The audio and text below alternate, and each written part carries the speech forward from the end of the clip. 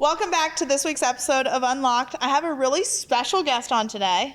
It's actually a first for me too. Whoa. And it's Shawn Meaike. I got his name right this time. Yes, you did. Shawn Meaike. So first for me, I don't think I've ever had anyone in the business world on my podcast. Really? Yeah. Wow. It's been musicians, comedians, politicians, but never someone that has built a gazillion So you've come companies. down to our level. I have. You went all the way up here. You're like, I'm done with a lot of these really awesome people. I'm going to come down to the business people. I'm glad I made the cut. Yeah, you made the cut. I'm here. So, okay, for people that don't follow you, Yeah. you're an interesting follow. Okay. Do you take that as a compliment or no? Very much so. Okay. I don't want to be like everybody else. That'd be uninteresting. So like, why would I want? Yeah, but no, I take that as a compliment. Yes. Yeah. So you are a very interesting follow. I will say at first, I was like, wow, this guy seems to be like a real just dick. Okay. Fair enough. know? I've heard that before. And then I started watching more videos and I was like, wait, like there's a reason he's so successful. Mm-hmm. Like it's so easy to say, like be threatened by someone's success versus being able to look at it and say, well, this is why they're successful. Mm-hmm. But then your story, so I watched, you had gone on Fox Business. Yep. And you did a video that was basically just kind of like talking about your life and how you grew up and your mom's views and how you were in basically like what? Subsidized housing? We're poor. Okay. Correct. And then what was it? So that's how you grew up. Mm-hmm. And what was it that caused you, like something to flip in you that you were like, I can't do this anymore. Like I need to be better than what I've come from. Well, I mean, first of all, thanks for having me on. I really appreciate that. I mean that. It's an amazing show. You're an amazing person. Love following what you're doing. You know, at a very, very, very young age, and I don't pretend to, like, people are like, man, do you remember this? I'm like, dude, how do you remember that much about your childhood? Like, I barely remember anything, but I do remember thinking I never wanted to replicate the way I was raised. I knew I never ever wanted to be in that. Like it was fine. It wasn't a thing like, I didn't think I was less than, but I was like, I'm watching how stressful this is for my mom. And I love my mom with all my heart. You know what I mean? So I'm like, I don't want my mom. So the first thing for me was like, I'm going to do well enough to take care of my mom. Mm-hmm. So I was like, you know what, my deal was like, I'm going to play professional baseball and that's what I'm going to do. And that's how I'm going to take care of my mom and they're going to pay me a bunch of money. Now, growing up, I liked a lot of things. I liked cocaine. I liked alcohol.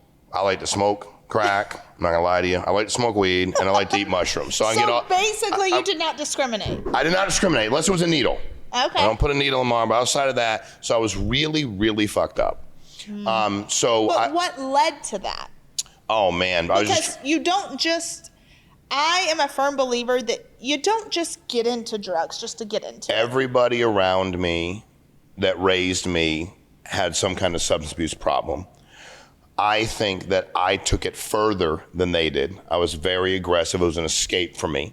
So I didn't want to deal with, as much as I say I didn't feel like I was less than, I think I probably felt like I was less than, right? Mm-hmm. So growing up, we moved quite a bit. So I was trying to find my way, and I realized other people had better stuff than me.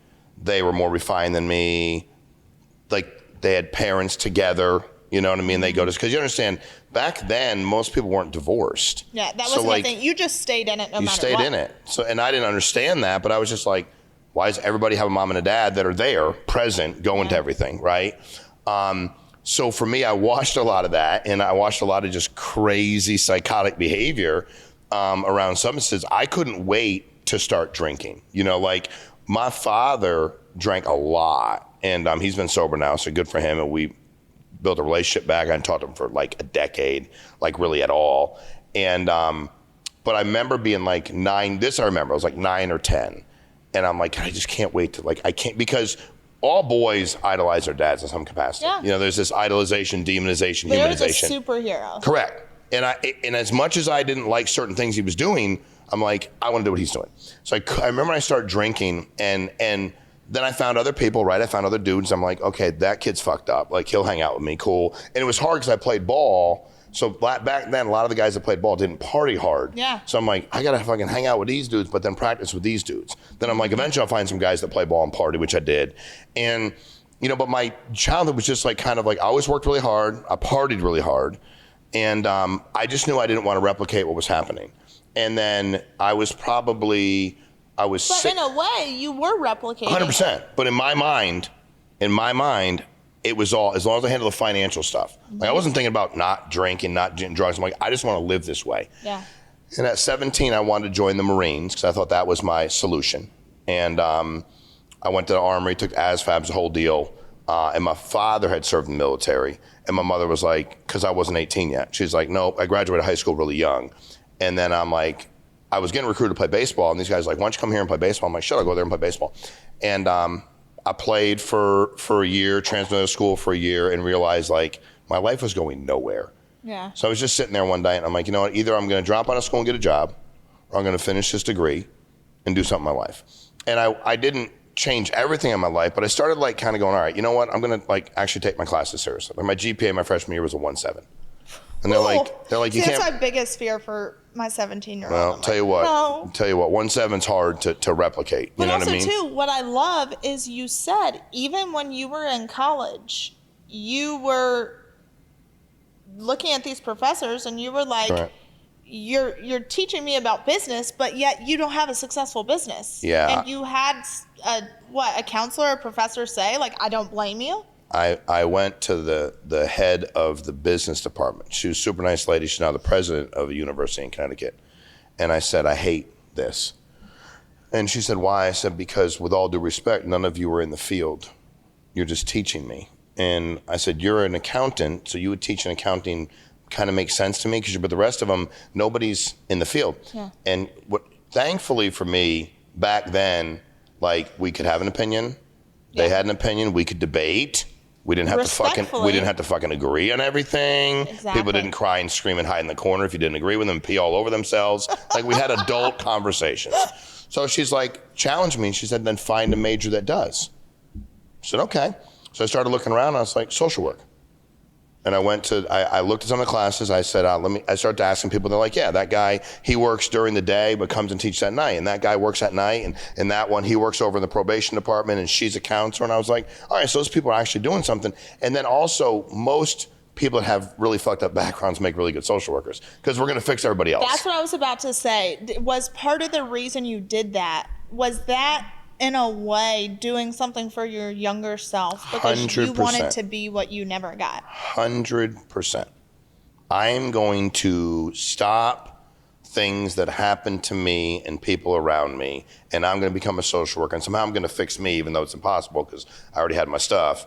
And it really, I wanted to save myself, and then I became this big guardian of people I thought were being mistreated. Yeah. So I got out of college. It's funny because when I got out of college, my buddy was taking the police exam. So he's like, we're a police officer. I'm like, dude, I've been arrested like 8 times. Like there's no chance they're going to, which was all just because it's important. Drinking, fighting. I fight men, not women.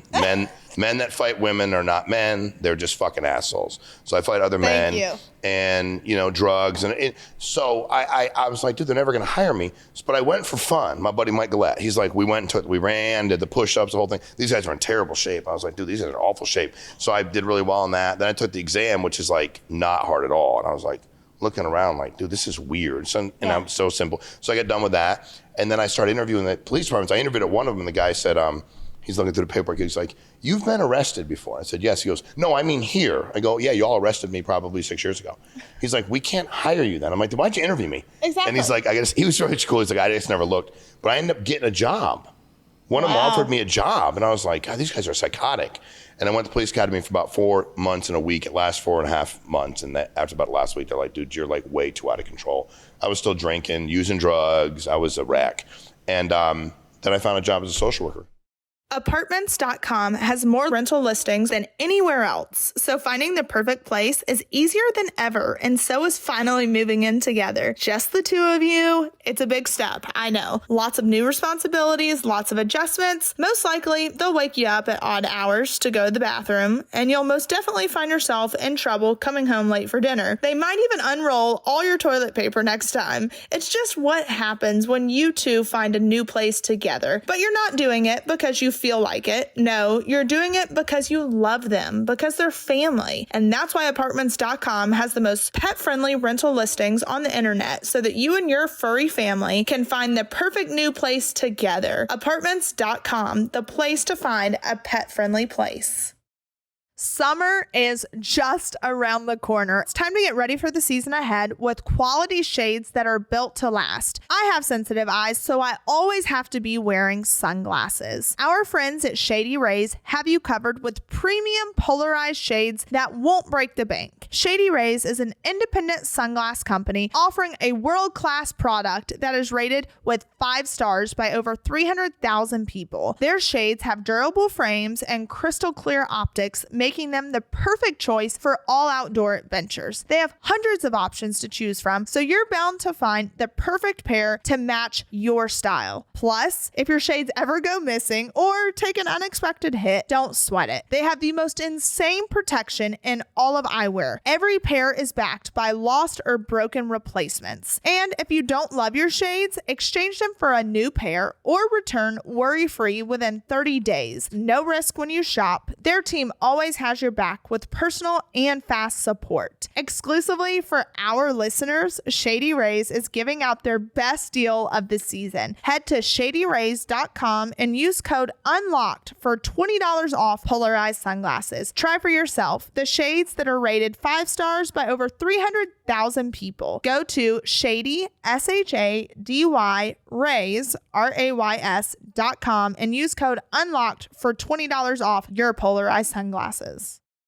So at this time, like, when did you become clean? Was there a point in your life that you were like, I can't keep doing this? Yeah, I was in Florida, and we were at I was outside of Tampa, and I was playing, when you get done playing college baseball, a lot of the guys that play pro baseball, we played slow pitch softball. We cut our sleeves off on our shirts and that big ball underhand, which is embarrassing, but I did it for about, I don't know, way too many years, traveled the country, played in these national tournaments, whatever. And we were at a hotel, and my brother was in a altercation in the parking lot. And it was a little dive hotel, and I jumped off like the 3rd floor of the hotel onto a car. And I busted I don't remember that part, but I woke up in the morning and my sheets were, I couldn't peel them off. Like I was in the bathroom. If you ever woken up like when you bleed, because that's no good, like your face, and you get in a fight, you're like, oh, dude, my pillow's stuck to my face, you're trying to pull it off. So at that moment in time, Savannah, to be honest with you, I've always had a deep faith. I don't think I was living the way I was supposed to. I'm sure I wasn't living the way I was supposed to be living, but I never thought like God gave up on me. And all I can tell you is this. I had thought a lot about quitting before and never quit. I thought a lot about everything. I'm like, here are all the reasons I should quit. People around me told me I should quit. I would listen for a minute, and I never had, and I got up that morning, and I almost went to like laugh, right? Like, because I'm still really, fucked up from the night before. Yeah. And something overcame me, and I'm like, dude, it's just over. Like, it's over. Like, this part of your life is over. And I just, not to be weird, I just surrendered to it. I was like, this is over. Like, I'm done. This is done. We were playing, I obviously couldn't play. I mean, my legs were gashed up. I was pretty banged up.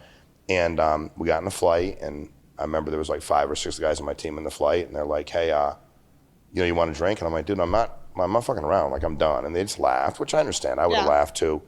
And that was it. Never drank again, never used a drug, nothing. Wow. Ever again. I mean, cold turkey, September 24th. And I said this 24th will be 24 years, which is crazy. That's amazing. And from there, I decided to, if you have problems with substances and you're an addicted person, the greatest gift we have is our addicted personality.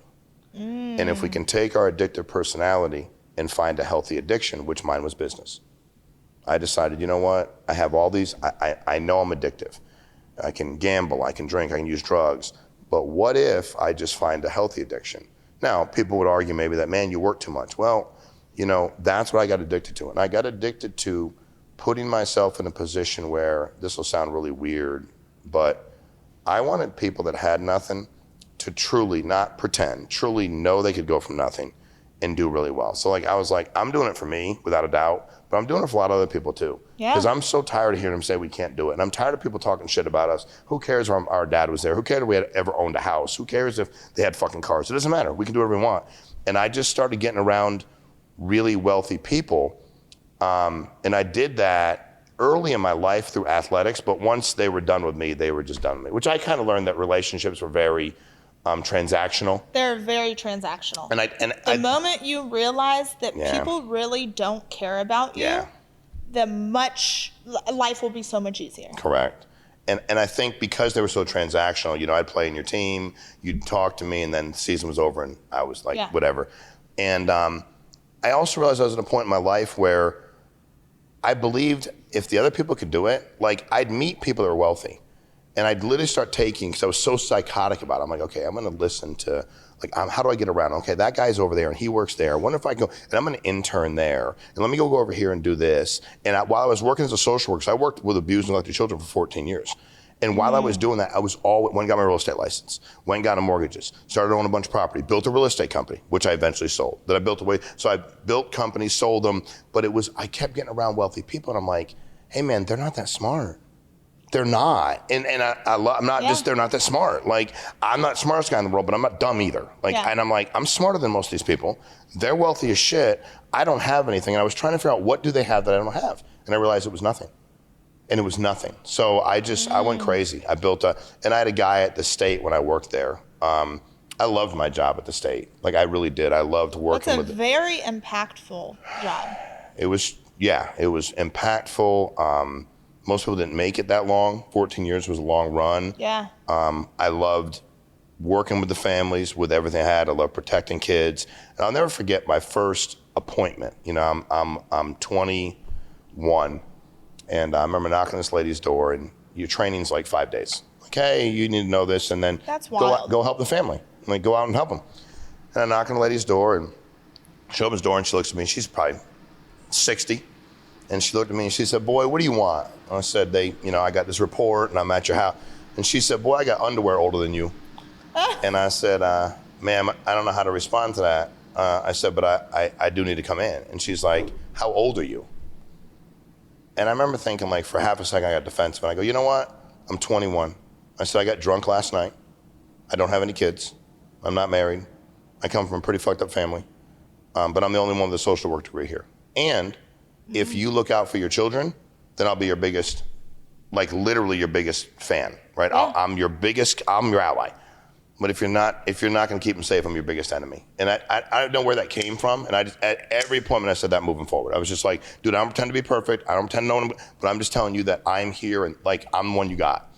I did that for. It was relatable. It was relatable. And I've always realized that I was never, when you have a healthy fear of God, it's hard to be afraid of other things. Because we're not supposed to be afraid of anything else. It's like, dude, like, I always love when people are like, I do this and I have this school and I did, and here's when and I'm like, dude, y'all pray so much, but like, I read the book. Why y'all afraid of everything? Yeah. I don't get it. Like, what are you so afraid of? I'm just trying to, like, where in that book does it say to be a punk bitch and be afraid? It doesn't say in the Bible to be a punk bitch anywhere. I'm not even a pastor, but it doesn't. So I'm just kind of like. You're definitely not a pastor. No, I'm definitely not a pastor. You know what I mean? But for me, I just, I didn't leave my job because I wanted to get rich. As people ask me all the time, I've been very blessed to sell companies I never thought it's mind-boggling. Well, yeah, you've sold companies it's for hundreds a lot of millions of dollars. It's obnoxious. But that stuff that really doesn't matter to me, and it really doesn't. Like, it really doesn't. I left the state. I had a boss. He was my boss. By the way, I love when people are like, jobs are awful. I'm like, dude, I always had a job. Yeah. What's wrong with a job? Having These a job people are is online great. talking shit about, if you make this amount of money. It's like, dude, stop running your mouth. I loved my job. Yeah. And I was in my 14th year. And I didn't want to, I got promoted once, but I still wanted to be in the field. I'm like, I don't want to get promoted more, I'll become out of the field. And I'll make a very long story short, but they would call me when something happened, right? So like, shit would hit the fan, something bad happens, they call me up on the phone, I'd answer, boom, they tell me where to go, I'd go. I go to the police department, and there's this lady in there because she assaulted the neighbor. Well, she's like spitting at the bars, punching the bars, kicking them, and I'm just kind of like standing back. Because I don't like, when I used to work in a facility, the teenage boys that were there, they would spit. Mm-hmm. And whenever I would start, I'd be like, bro, I'm letting you know right now, I'm 21. Don't give a fuck about my job. If you spit at me, I'm gonna fuck you up. Yeah. I'm just letting you know, like, I'm not gonna spit at you. I just that something about that freaks me out. Don't do it, you know? And they would be cool. Nobody ever bothered me and life was good. And she's spitting and I'm sitting way back. She can't. And I find out basically that her son is not her, like it's her son biologically, but she hasn't seen the kid in 4 years. He's being raised by a great family. They're awesome people, yada, yada, yada. So we go through, I do all the investigation. The people that are raising him had some old history, substance abuse, some criminal history like 30 years ago.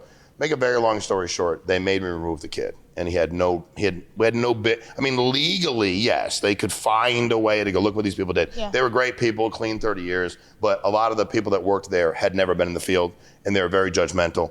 And long story short, I put that kid in the care and some really awful things happened to him and I quit. That was it. I was like, dude, I'm out. And I kind of forced myself to go full time. And I was already making money, but that wasn't my motive. Like I was going to a job making 80 grand a year, even though I was making hundreds of thousands of dollars a year selling like real estate. And you're like, dude, that's awesome. Weird. But I'm like, no, I love my job. No, you loved your job. I wasn't afraid to like my benefits. What I love my job. It's like, I am never too good to go out and work. It doesn't matter. I will have 3 different jobs. One will provide me with, you know, a couple $1,000. One will provide me with $100,000. But guess what? A dollar is a dollar and it all adds up. And so that's why it's like when people are so hard on themselves about, well, like, I'm just not making this amount or I'm not making that amount. I'm like, you're making $1. Correct. Like and if you feel fulfilled in what you're doing, then guess what? You're already 10 steps ahead. And what's your solution to it? The single biggest motivation I have and the single biggest business principle I use in all my businesses is everything we do is solution focused. We don't do anything that's problem focused. If you want to talk about something that isn't right, like if you're like, hey, I hate the wait at the airport. I go, cool, what's your solution? Let's find the solution. I don't have one. Then stop talking about it, please. Because now we're just bitching. Like yes, I don't exactly. You know what I mean? If you don't have a solution, leave it alone. And I think for me it's really allowed me to scale and empower people and well, yeah, because now, I mean, you have a huge following. You have built all these businesses. It just came to mind, has anyone contacted you that you did social work for since you've become now this big public figure? You know, like, have you had any kid reach out and say, like, I remember you? I've had, weirdly enough, a number of kids that I worked with in social work that have reached out. I've had some reach out from prison. Like, hey man, you know, they're like, remember me? I'm like, yeah. Like, you're not gonna believe it. I'm like, I might, you know, like tell me. But you know, I love them, right? Like, because my most gratifying job there for about 4 years, I only worked with adolescent males. Like they were like, hey, we're gonna put you in charge of like these kids and I hated the way everybody talked about them. And they reminded me a lot of me when I was their age. You know what I mean? I could really relate to them, and I loved working with them. Everyone just needs someone to believe in them. 100%. Like, you could change someone's life by just believing in them and 100%. Looking at them and having a conversation and saying, like, hey, you're worth more than this. Correct. And that's what a lot of people don't realize is, like, all it takes is one conversation. And also, if people have never had anybody believe in them, they're afraid when you believe in them. And it's okay. Like, you have to continue to reinforce it. You can't just go out and believe in you. They change overnight. They've never had anybody. If I've never had anybody believe in me and you believe in me, that freaks me out. Because now I can let you down too. Like, I'm okay letting me down. Ooh. But if you believe in me, now I'm like, God, this is stressful. That's a lot of pressure. It's a lot of pressure. I'm okay messing myself up. But now this nice person believes in me. And that's why I see a lot of people act out at times. It's the whole attachment thing. I'm going to get you to unattach from me before you attach to me and cause me more pressure. And that's what I understood about my job. And I'm like, guys, if you would just take a step back instead of being so damn judgmental and realize why he acts that way.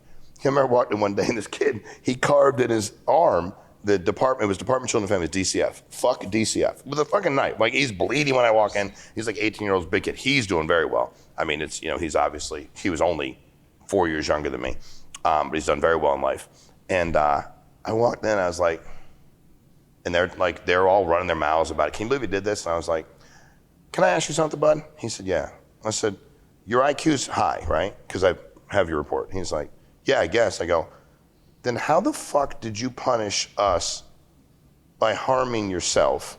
And you hate DCF, Yet now that's going to heal. on your arm. And frickin' for a year and a half, it's going to be like scarred in, fuck DCM. That's, you the dumbest smart kid I know. And then we just, like, from there, got along. But I just remember, like, dude, he's just trying to figure it out, man. And you know what I realized in life? We're all just trying to figure it out, man. And I think that's what's great about business. We're all trying to figure it out. And I think the reason that I've been blessed is we stay relatable. And I want to see other people win. I think you talk about not being too big to do certain things. I used to get around anybody I could. And if I could pay to get somewhere, like I used my last $25,000 one year, like early, to get around Ed Bastian, who's I think still the CEO of Delta. And he wasn't the CEO at the time. And we're walking through the place in Atlanta, and my man's like picking up a piece of bubble gum. Mm-hmm. And I was like, we get done and they do a Q&A. And I also realized every time anybody said, do you have any questions? I'm a rabid question asker. And most of my peers are terrified of everything. So they pay their money and they fucking sit there and don't do anything. Yeah. And I was like, if you don't mind me asking, what was that all about? And he said, man, if I'm too big to do the small things, eventually I'll be too small to do the big things. He said, never forget that. And the same day I met Arthur Blank, who launched Home Depot, Atlanta Falcons. And he said to me, when you launch your business, it will be a massive, I wouldn't even have any business at the time. I was just trying to figure shit out. He said, if you can stay unselfish, even when the money will tell you to be selfish. Like we launched HD, he said, we weren't making money right away. That's the way it works. But if you can set up a deal, it's great for your consumer, your client, great for your employee or your contractor, and doesn't kill you, eventually do a little bit of a lot will become a lot. And that's how I've like really kind of gone back to some of those things. And you go, well, that's simple. Yeah, and you have to work your ass off. Yeah. And you have to be resilient. And you are never too good to do whatever it is. I'll never forget what it was like to be broke. I'll never forget what it was like doing anybody's job. And also, every company I've ever run, any job I was talking to you about, I've done it. Mm-hmm. No matter what it is. I've done it. Well, that's the only way. I've done it. Real estate, I've done it. You know what it's like to roof houses? I roofed houses for years. I poured concrete. I used an excavator. I sold the house on the real estate. I went and kicked people out the house. I did the property management. Mm-hmm. Life insurance, I sold life insurance. When I was social worker, I'm like, dude, I'm teaching you a job. I've been doing it for all these years. You want to go in the field? That's why it's funny, because when they promoted me, they'd be like, well, I don't know what to do with this family. I'm like, let's go. I'm like, what do you mean? I'm like, let's go. My boss would be like, you can't leave the office. I'm like, what rule is that? I work here. I'm like, dude, what are you gonna do? Fire me? You're not gonna fire me. I'm the best one you got. I'd go in the field. And I'd show up and show them how to talk to people. And there's also a difference. And when you have, I believe that like the true definition of a leader is someone who's willing to get down and dirty 100%. with you. It's not someone who's up top saying, do this, do that, do. Positional leaders. Yeah. Nobody likes them. No one likes that. So it's like, I want someone who's going to just get down and dirty with me, because that's the only way you truly learn. Correct. If you've been listening to Unlocked with Savannah, then you know that I am a huge Jenni Kayne fan. So you're in for a treat, because support for today's episode comes from Jenni Kayne. I finally found a uniform that I'm completely obsessed with. Jenni Kayne is a California brand through and through, and their staples make getting dressed easier than it's ever been before. Think minimalist and effortless, but totally refined. From luxurious cashmere sweaters and iconic accessories to elevated versions of all of your everyday basics, not to mention the most incredible home essentials too. Jenni Kayne is here to help you live your best year yet. Their sweaters, y'all, are just the quintessential must-have item. And this season especially, I can't get enough of their cotton collection. The oversized cotton fisherman and cotton cocoon are the perfect everyday pieces. And as the days get warmer, you can best bet I'll be wearing them on repeat. I get compliments every time I wear Jenni Kayne. No lie. Their sweaters, everyone always asks, where'd you get that? Where'd you get that? Jenni Kayne. They're so comfortable, and I can truly live in them all year long. In case you didn't notice, they have shoes too. The leather lug mule is everything you could ever want in a classic it girl shoe. It seriously pairs well with everything. So Jenni Kayne has been my go-to brand for the past year. Everything is so comfortable, cozy, elevated, casual, you name it, they have it. Plus, their homeware is absolutely amazing. And they have an incredible rewards program to where you can earn up to 10% back with every purchase. And joining is completely easy. So find your new uniform at JenniKayne.com. Our listeners get 15% off your first order when you use code UNLOCKED at checkout. That's 15% off your first order at JenniKayne.com. JENNIKAYNE.com with the promo code UNLOCKED. Let getting dressed be one less thing to worry about. This episode of Unlocked is brought to you by Progressive Insurance. Most of you listening right now are probably multitasking. Yep, while you're listening to me talk, you're probably also driving, cleaning, exercising, or maybe even grocery shopping. But if you're not in some kind of moving vehicle, there's something else you can be doing right now. Getting an auto quote from Progressive Insurance. It's easy, and you could save money by doing it right from your phone. Drivers who save by switching to Progressive save nearly $750 on average, and auto customers qualify for an average of 7 discounts. Discounts for having multiple vehicles on your policy, being a homeowner, and more. So just like your favorite podcast, Progressive will be with you 24/7, 365 days a year, so you're protected no matter what. Multitask right now. Quote your car insurance at Progressive.com to join the over 28 million drivers who trust Progressive. Progressive Casualty Insurance Company and Affiliates, national average 12-month savings of $744 by new customers surveyed who saved with Progressive between June of 2022 and May of 2023. Potential savings will vary. Discounts not available in all states and situations. Your story is insane. Insane's a good way to put it, yes. It's insane. But, like, it's awesome because I will say, like, it's so easy to look at your social media, like I said at the very beginning of this, and be like, oh, wow, he's probably a dick. You know? Like, just because the way I talk? Yeah, just the way, you're just very abrasive at times. And I'm not trying to be. No, I'm just trying to be direct. Exactly. But also, I feel like my interpretation of it, that's my issue. Like, that's not your issue. And it's because maybe certain things in my life have caused me, like, my dad was super direct. And I was like, oh, you're a dick at times, you know, like, whatever it may be. But now, like, getting to know you, I'm like, wow, like, he's freaking awesome. I appreciate that. Like, you know, and it's funny because when I started doing this, because I wasn't going to do any of this stuff on social media, the podcast, none of that. But I had a guy reach out to me and said, you should do some mentoring and all that. And I was like, no, I'm good. And then this guy hit me up, and I'm just like running my companies. I don't have anybody follow me. I just have a social media platform like everybody else. And he said, can we talk? And I'm like, sure. Like, I'll talk to anybody. If I can, give me your cell phone number, I call him up. And he's like a wreck. He's in tears. And I'm like, he's like, I just spent $10,000 on a mentoring program. And he walked me through, like, we talked for probably an hour. And I was like, dude, all I can say is I'm sorry. I don't know what to tell you. And he's like, well, the guy just took my money. So I started doing some research. And I was like, dude, there's a lot of people on here that have never built any businesses. Yeah. They're professional coaches. They never fucking played. They've never been in the business. They've never actually made income for themselves, let alone anybody else. And there's this big void.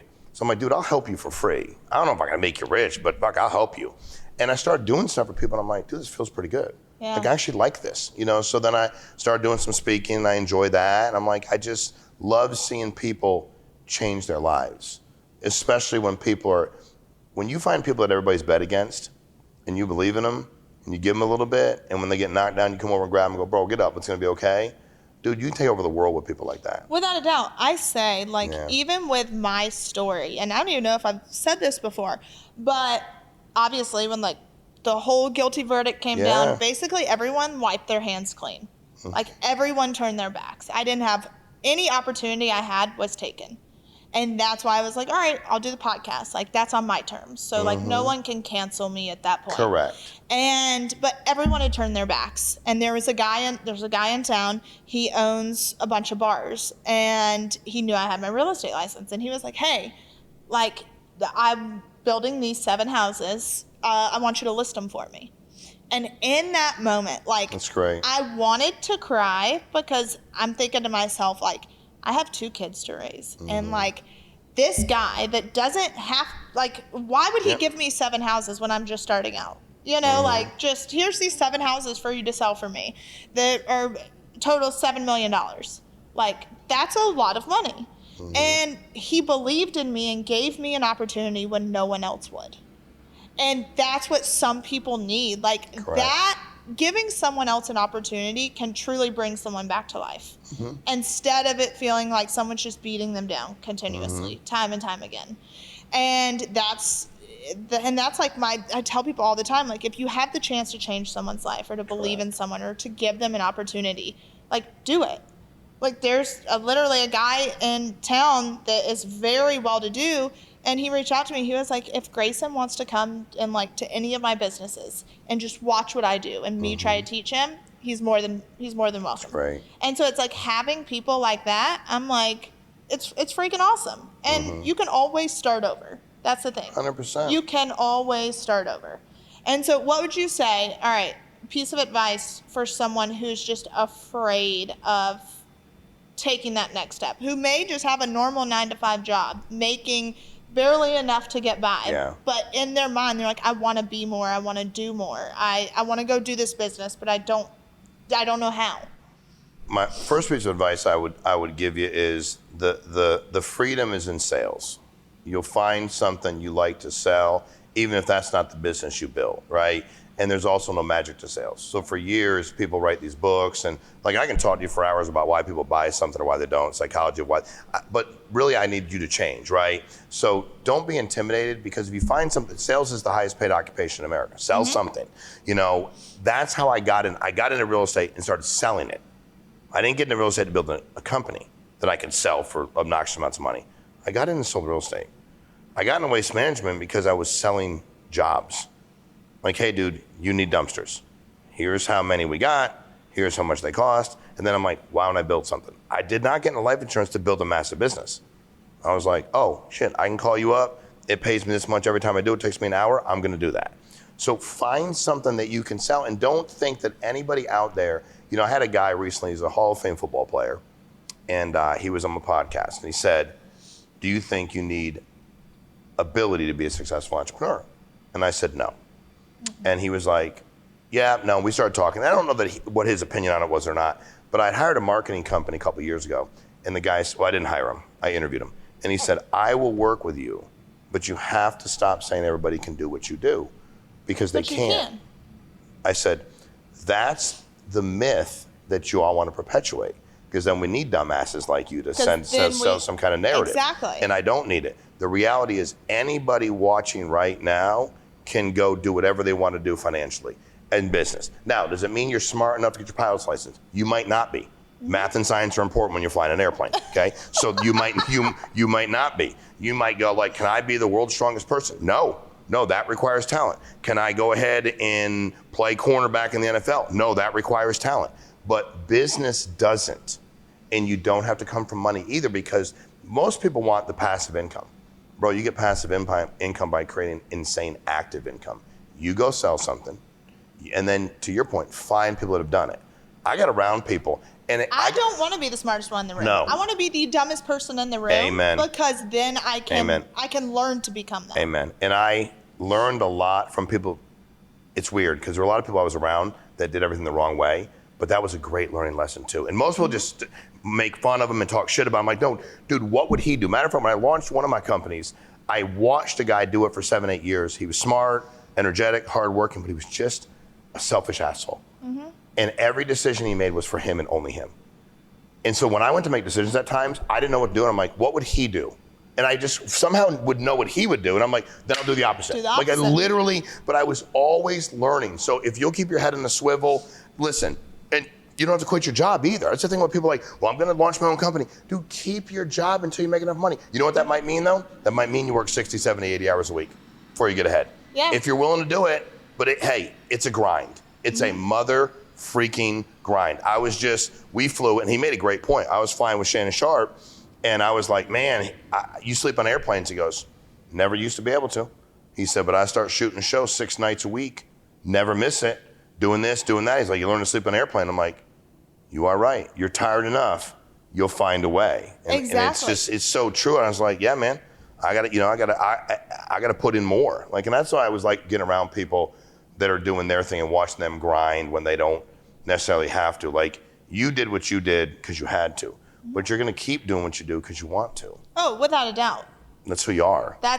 And two, when you know a certain life, like, you're not going to go back. 100%. You're not going to go back. Nope. And that's where, like we said, you surround yourself with people who know more than you. Correct. You create opportunity for yourself. You put yourself at the right place at the right time.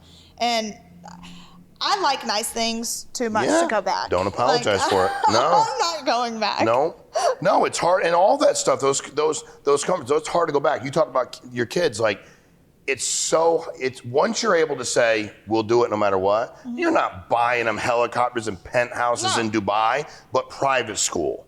The stuff they need athletically, the stuff they need for school. When you don't have to go like, oh, I wonder what that cost. Yeah. You don't ever want to go back, and you won't go back. Yeah. You know, and it's kind of funny because a lot of people say to me, man, I would kill for my kids. And I'm like, dude, you won't even work full time for your kids. Knock it.